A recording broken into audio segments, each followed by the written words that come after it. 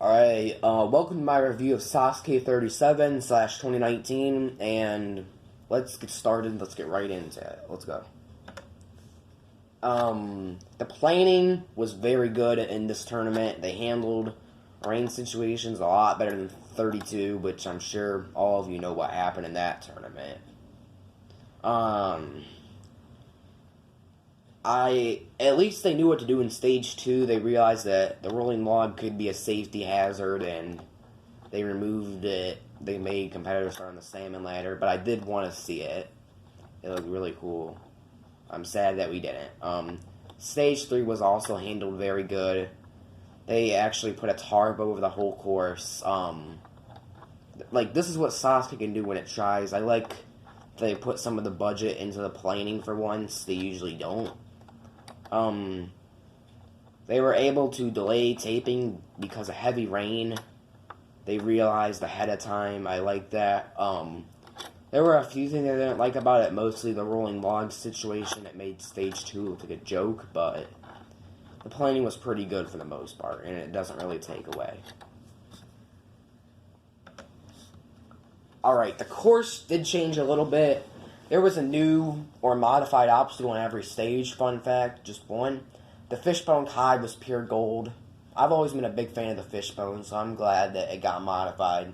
The rolling log was a great addition, even though we never saw anybody really attempt it. Nobody attempted it, actually. The cliffhanger dimension, while being a good obstacle, is a bit unnecessary. It's not the end of an era. We didn't just have a total victory. I don't know why. I really don't understand why we got a new cliffhanger, but maybe just he thought Morimoto would achieve Kanzen, say, or total victory, and obviously that didn't happen. More on that later. I like it at all, but you get the point right now. Besides that, I like the course changes this year. They were extremely good.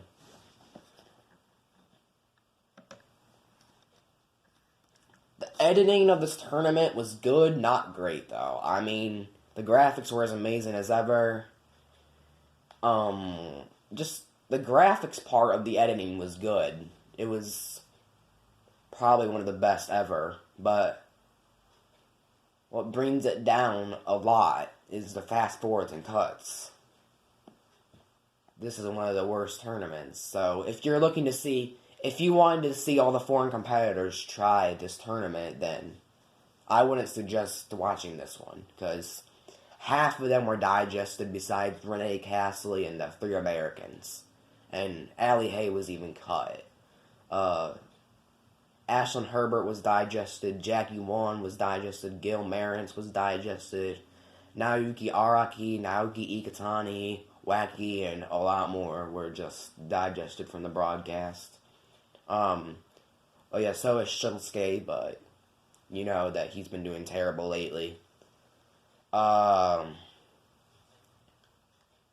editing could have been a lot better. It took away a little, but not so much that it would make me hate the tournament. And speaking of what makes me hate this tournament, this is what makes me love this tournament. The results. Now we get to by far the most interesting and shocking part, which is the results, of course. I'm sure you've already seen the tournament and you saw all the shocks. Yusuke fell on the wall. He timed out, actually, he can't fall on that wall. Kawaguchi fell on the wall. Darvish fell on the Dragon Glider. Jamie Ron on the Rolling Hill.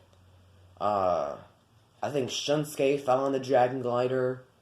Keitaro Yamamoto timed out on the wall. Ryo on the Fishbone. And as well as Ayana Oshima. And Naoki Araki. Ashlyn Herbert timed out. Wataru Mori. Many more.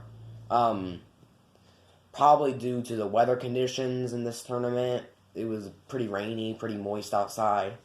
In all, only 10 competitors cleared Stage 1. Stage 2, for me, was an absolute joke. This is the only bad part. This is the worst part of the tournament right here. This is like the fatal flaw. I hated Stage 2. They apparently can't change the course for 4 tournaments, and then when they actually decide to create a new obstacle, it gets eliminated because of the weather. The weather's not their fault. The course is their fault. Why did they wait so long to change it? I mean, we had 10 people clear Stage 2 last year. And we had 5 before that, 9 before that. We only had 5 in 35 because Stage 1 of the Dragon Glider. Anyway, it just baffles me that they can't even change the course since, like, 33. They finally changed it, and now it's pretty much the same and easier. Only 2 people failed it, 80% clear rate, 8 out of 10 people cleared Stage 2. It's the exact same course. There are 0 backstream jets, and they give them 100 seconds. 100 seconds to complete Stage 2. They give them 100 seconds to complete the Salmon Ladder, Spider Walk and Drop, a little kid pool, aka the backstream, a slow little conveyor, and 3 little walls. That right there is not a Sasuke course. That shouldn't even count as an obstacle course. I take that back. That is an obstacle course, but it's not a very difficult one. We had an 8-person Stage 3 regardless, though, so I can't complain too much. I mean, Stage 3, in my opinion, was my second Stage 3 of the era. Sasuke 36 was definitely my favorite. It was very hyped up, even though there was no Yusuke. The stakes were so high. We had 2 people clear, and neither one of them were Yusuke.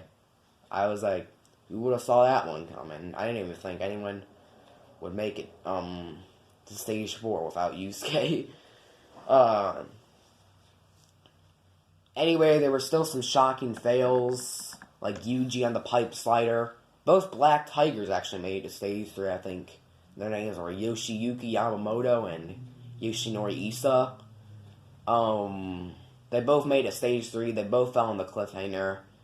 And some more. The 2 who cleared were Tatsuya Tada, who broke out and made it to the vertical limit last tournament, and Rene Castley, the German. It was his first time on Sasuke. Then, on Stage 4 Live, though, the disaster struck on the Salmon Ladder for both of them.